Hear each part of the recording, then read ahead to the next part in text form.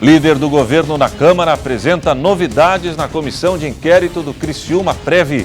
A empresa contrata especialista em finanças para ajudar funcionários a fugir do vermelho. Festas populares típicas da época do ano causam preocupações aos bombeiros. Mercado de franquias cresce no Brasil. E no esporte, tudo sobre o Criciúma. As notícias de Criciúma e do sul de Santa Catarina você confere a partir de agora. No ar pela TV Primavera, Informe Região.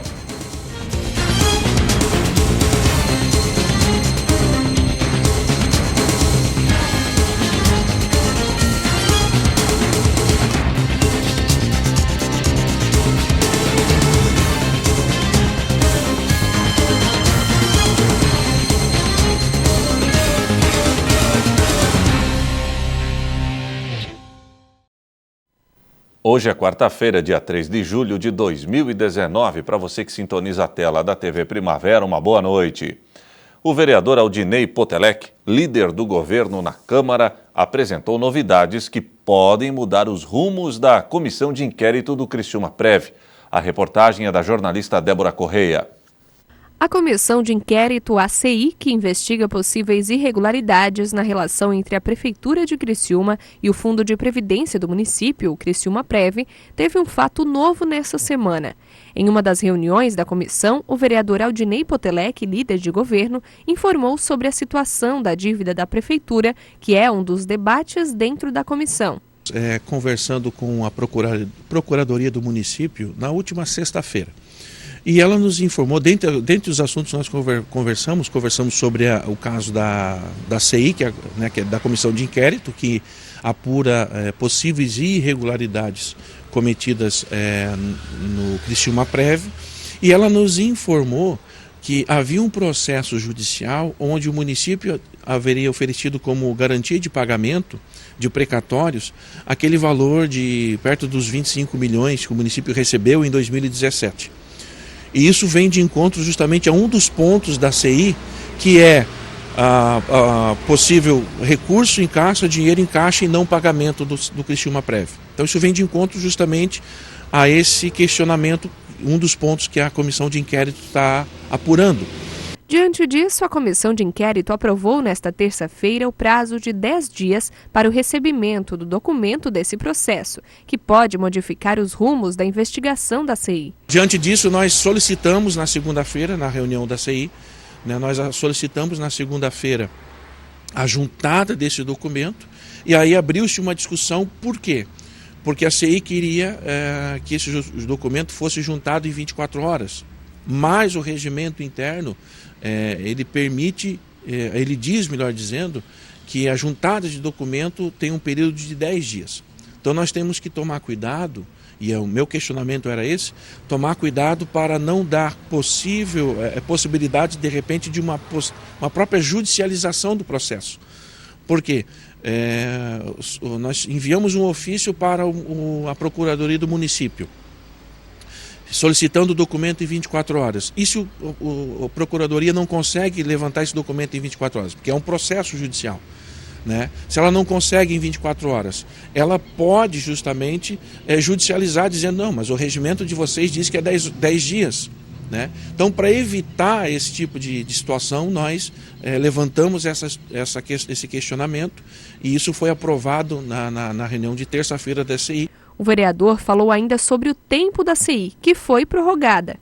Nós havíamos, entre os vereadores, nós havíamos conversado, e a princípio, sem esse fato novo, né, e nenhum dos membros da CI tinha conhecimento desse processo judicial, né? Então, nós tínhamos acordado de que no período máximo de 30 dias nós teríamos conseguido, estaríamos terminando os trabalhos da CI. Com esse documento, com esse fato novo, pode haver necessidade de prorrogação. Por isso, a preocupação sobre uma possível judicialização da comissão de inquérito foi levantada também pelo vereador em relação ao tempo em que a comissão foi prorrogada, assunto que foi citado nessa semana em reunião na Câmara. E aí um outro questionamento que nós levantamos, porque o nosso regimento diz que o trabalho da comissão é por 90 dias, prorrogável por igual período, ou seja, por mais 90 dias. Né? Então você pode prorrogar ela por 90 dias e se você terminar o trabalho antes do tempo não tem problema. Se você terminar o trabalho em 40 dias, em 50 dias, em 30 dias, não tem problema. Só que o contrário já não dá.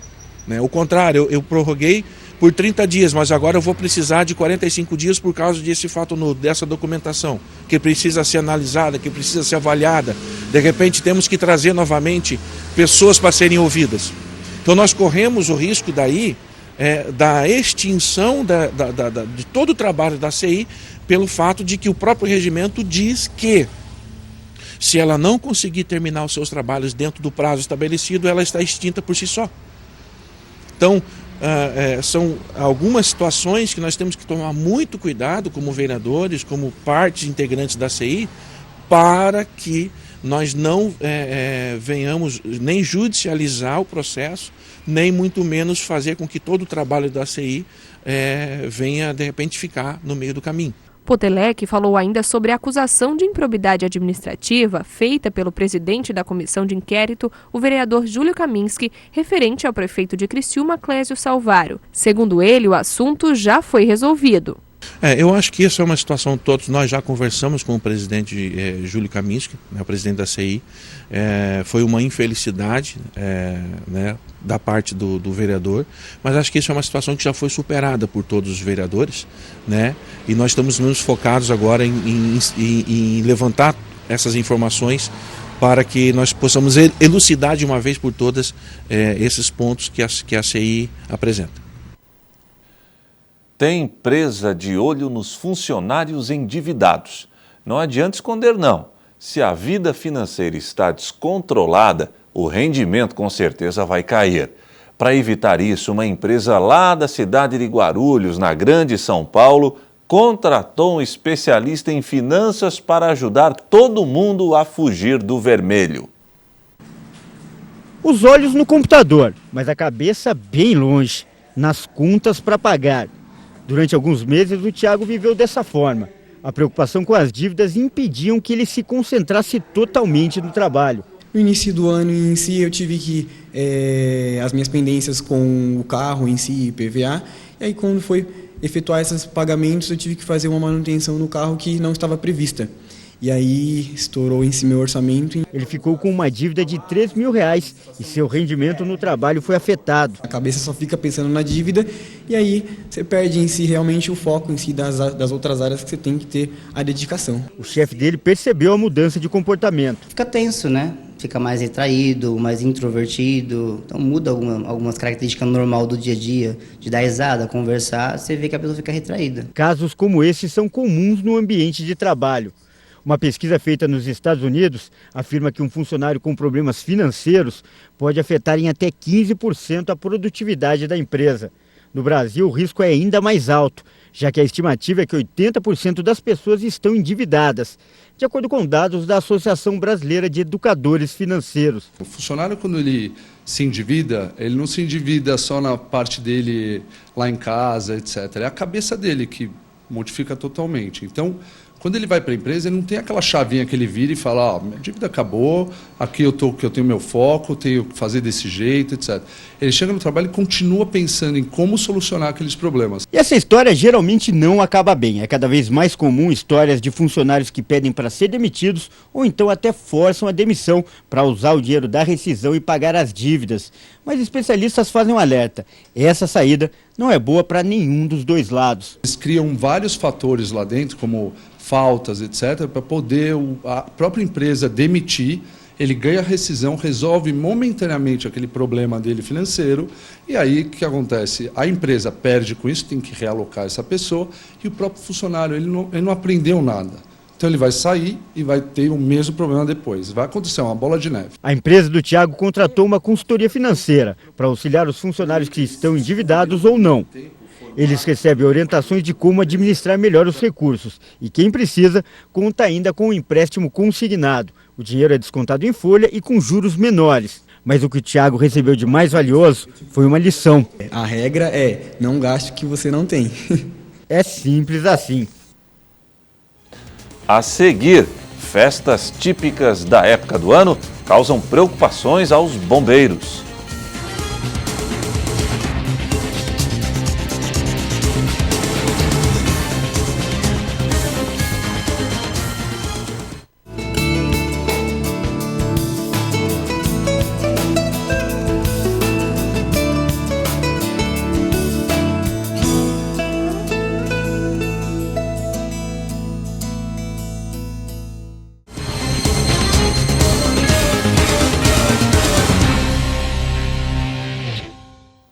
Nessa época do ano, os bombeiros têm um trabalho redobrado por causa das festas populares. Muita gente não toma cuidado quando acende fogueiras ou solta foguetes ou fogos de artifício, os foguetes, o que pode provocar graves acidentes. As fogueiras são o símbolo das festas populares dessa época. Algumas são bem grandes e queimam a noite toda, mas...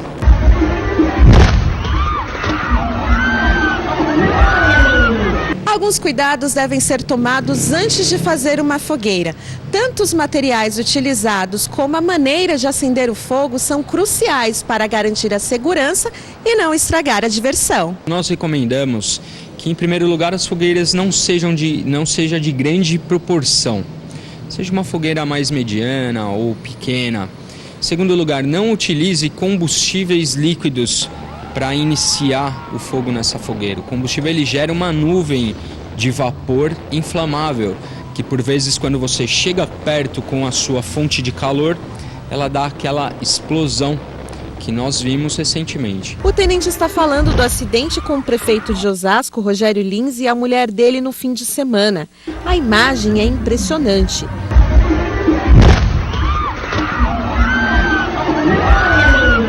Quando o prefeito acende a fogueira, acontece uma explosão. Outras 3 pessoas se queimaram. O casal teve queimaduras de 1º e 2º graus no rosto e nos braços e continua internado. Hoje já existem alguns dispositivos que você compra específico para o acendimento de fogueiras e churrasqueiras também. Então que tente fazer uso desses dispositivos, é muito mais seguro. Mantenha pessoas afastadas, principalmente crianças também. Não deixe perto uma pessoa somente para fazer esse acendimento. O que costuma dar um trabalhão para os bombeiros e ainda coloca todo mundo em risco são os balões. E tem muita gente que ainda insiste nesse erro. Soltar balão, fabricar balão, possuir qualquer parte do balão é crime. É crime ambiental previsto na lei de crimes ambientais. Então as pessoas têm que ter essa consciência que estão cometendo um crime no momento em que elas transportam, que elas soltam um balão. Só no ano passado foram 48 ocorrências de incêndio no estado de São Paulo. Nas 2 últimas semanas, 2 balões caíram em cima de fábricas e causaram muitos prejuízos. Recentemente, no Rio de Janeiro, um balão caiu e pegou fogo na varanda de um apartamento na Barra da Tijuca. Por sorte, ninguém se machucou. Além do crime ambiental, você responde também por colocar em risco a navegação aérea. Imagina um balão aí atrapalhando um avião que está indo para um pouso com muitas pessoas, pode causar um acidente gravíssimo. E além disso, quando esse balão cai, ele provoca o incêndio. É isso aí, balão não tem nada de legal. O bom mesmo é se divertir com segurança. Bom, no caso de Osasco, como a gente observou na reportagem, a Polícia Civil está investigando o que poderia ter causado o acidente. Já o Corpo de Bombeiros disse que os organizadores não tinham autorização para fazer a fogueira. Vacinas contra a febre amarela estarão disponíveis em parques da cidade de Criciúma. A jornalista Débora Correia nos traz mais informações. Pois é, Eber, aqui em Criciúma não são todas as pessoas que já se vacinaram contra a febre amarela. Por isso, eu vou conversar aqui com a Patrícia, que é coordenadora do programa de imunização da Vigilância Epidemiológica, porque tem uma ação diferenciada, né, que vai acontecer agora justamente para atingir essas pessoas, Patrícia. Isso mesmo, a vacina da febre amarela ela é uma vacina que está sempre no calendário, porém nós temos que vacinar a nossa população o quanto antes possível. Como é que vai ser essa ação agora, né? Para quem não vai até os postos, vocês vão levar as vacinas até um local itinerante, de certa forma, né? Então, tentando atender toda a população criciumense, fazemos algumas estratégias para atender quem não pode ir ao posto de saúde. Domingo agora, dia 7, estaremos no Parque das Nações, das 14 horas às 18. No dia 14, que também é um domingo, próximo domingo, no Parque dos Imigrantes, lá no Rio Maina. E no dia 27 estaremos na Praça Nereu Ramos, lá no Rio Maina, é das 15 às 18. E no dia 27, na Praça Nereu Ramos, junto com a ação das hepatites, estaremos ofertando então as duas vacinas, a da febre amarela e a da hepatite, que podem ser feitas juntas sem problema nenhum, e o horário é das 9 ao meio-dia. Nessas ações nos parques não tem limite, vai ter vacina para quem chegar até o local? Sim, temos um quantitativo bem grande de vacinas. Atualmente estamos com 56% da nossa população vacinada, então nós temos bastante gente para vacinar e temos bastante vacina também. Qual é o número de pessoas que vocês esperam vacinar ao todo aí na cidade de Criciúma? A meta é 149.563 pessoas e até o momento estamos em torno de 98 mil pessoas vacinadas. Para a gente reforçar, né, qual a importância de se fazer essa vacinação? Essa é uma dose única para toda a vida, né? A febre amarela, então, ela já está circulando no estado de Santa Catarina. Já tivemos um caso autóctone, né, em Joinville. Então, daqui a pouco pode ser que chegue em Criciúma. Ela é uma doença imunoprevenível, que é prevenível através da vacina. Então, se a gente fizer a vacina, está se prevenindo. A importância, então, é de não adquirir a doença, né? Claro, quem não conseguir, né, ou enfim, não passar por esses parques e não puder se vacinar nesses domingos, né, nesses dias especiais, e até um posto de saúde, em qualquer posto de saúde consegue se vacinar? Sim, temos a vacina nos nossos 45 postos de saúde que tem sala de vacina. Vamos fazer ações pontuais nas escolas municipais com alunos a partir do 6º ano do ensino fundamental. Continuando também nas unidades de saúde, vamos procurar as empresas e também a visita domiciliar dos agentes de saúde, convidando então para fazer a vacina. Quem pode se vacinar, Patrícia? Então, quem pode se vacinar? A vacina ela está disponível para pessoas de 9 meses até 59 anos de idade. Ela tem bastante contraindicações, que são elas: pessoas acima de 60 anos e menores de 9 meses, mulheres grávidas, mulheres amamentando criança até 6 meses de idade, pessoas com alergia do ovo, pessoas que tiverem uma doença que baixa a imunidade ou que esteja fazendo tratamento que baixa a imunidade. Tá certo, então obrigada, Patrícia. Fica aí, né, a informação para quem não consegue ir até um posto de saúde, ainda não se vacinou na vacina contra a febre amarela. Essas datas disponíveis, então, dia 7 agora de julho, no Parque das Nações, dia 14, no Parque dos Imigrantes, no Rio Maina, e no dia 27, um sábado, na Praça Nereu Ramos. Débora Corrêa para o Informe Região. A seguir, Tigre aproveita dia ensolarado para intensificar atividades. Na próxima terça-feira, o Carvoeiro irá retomar sua caminhada na Série B do Campeonato Brasileiro de Futebol.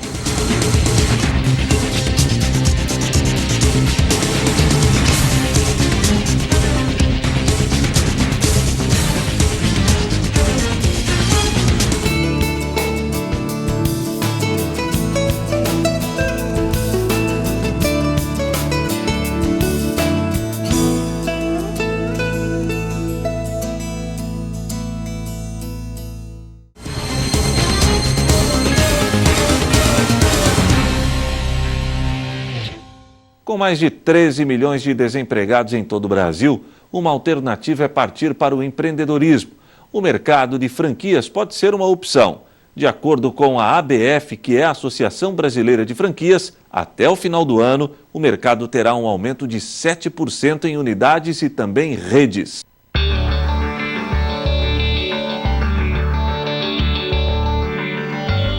Há 1 ano e meio, Flávio é proprietário de uma loja de materiais esportivos em São José dos Campos, no interior de São Paulo. E ele só trabalha com marcas famosas. Mas nem sempre foi assim. Antes ele era funcionário de uma grande empresa. A vida dele mudou quando decidiu juntar o dinheiro que tinha guardado e investir em uma franquia. Deu tão certo que hoje o Flávio já tem planos para abrir a segunda loja. Você já consegue enxergar o produto, já tem fornecedores homologados, todas as empresas que são parceiras desse grupo de franquias, que esse contexto geral dá uma segurança muito maior para quem está investindo, né, do que você começar algo do zero, algo totalmente novo. Né? Esse modelo é indicado principalmente para quem investe pela primeira vez. E as principais vantagens são contar com uma estrutura pronta e uma marca famosa. Para a gente ter uma ideia, fazendo uma comparação, uma empresa comum, depois de 10 anos, tem índice de falência de 75%. No caso das franquias, esse número é 5 vezes menor. Mesmo em tempos de crise econômica, o setor de franquias é um dos que mais cresce no país. Nos últimos 8 anos, a taxa foi de 8%.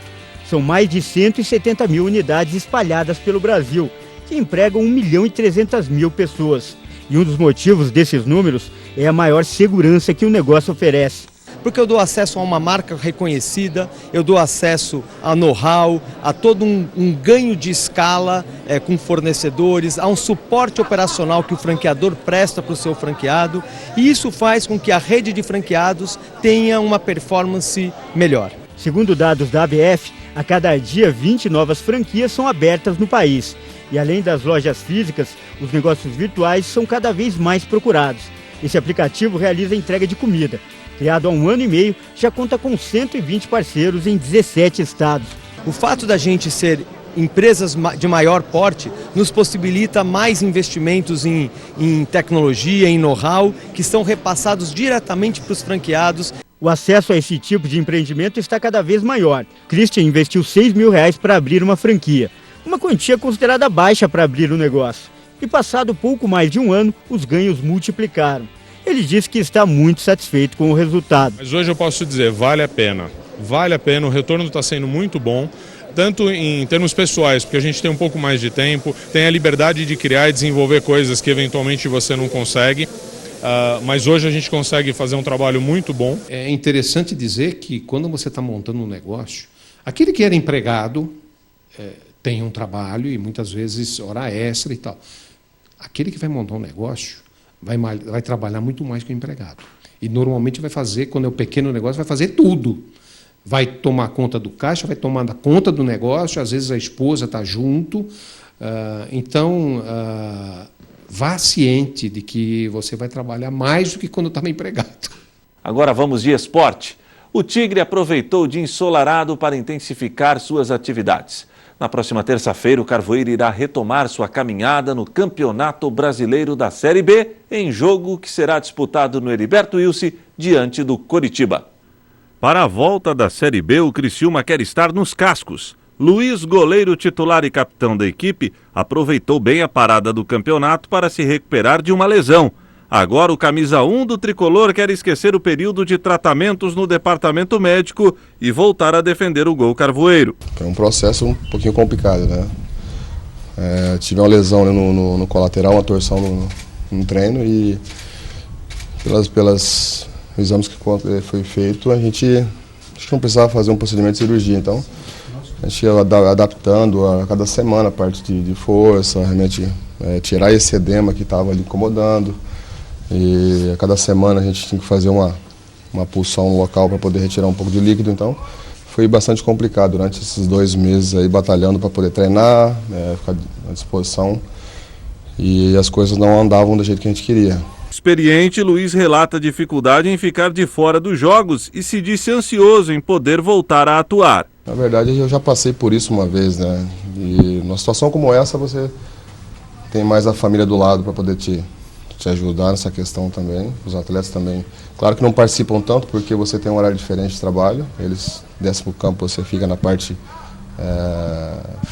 interna do clube, mas a gente tem que saber lidar com essa situação, né? Tem que ter paciência. O corpo humano, às vezes, a gente tem que ter mais paciência do que propriamente apressar uma situação que pode agravar um pouco mais. Mas eu soube esperar, trabalhando, buscando realmente estar melhorando a cada dia. Claro que tem dia que você realmente dá uma segurada pelo fato de respeitar o seu corpo também.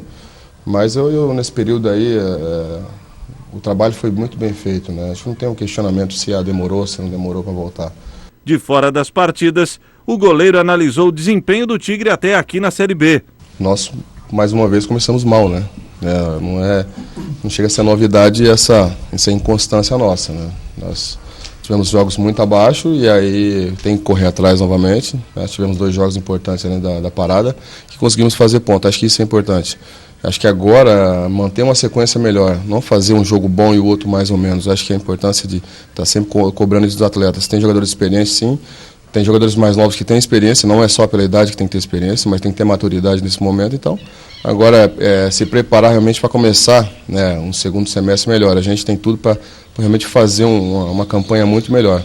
Para o experiente atleta, o tempo de treinamentos extra que o clube ganhou só valerá a pena se os jogadores colocarem em campo aquilo que absorveram no período sem partidas oficiais. Eu sempre digo ali que a gente tem que se preparar para o jogo na semana de trabalho, não no dia do jogo, né? Não adianta você chegar no dia do jogo e entrar no vestiário e falar, agora tem jogo, vamos mudar a chavinha.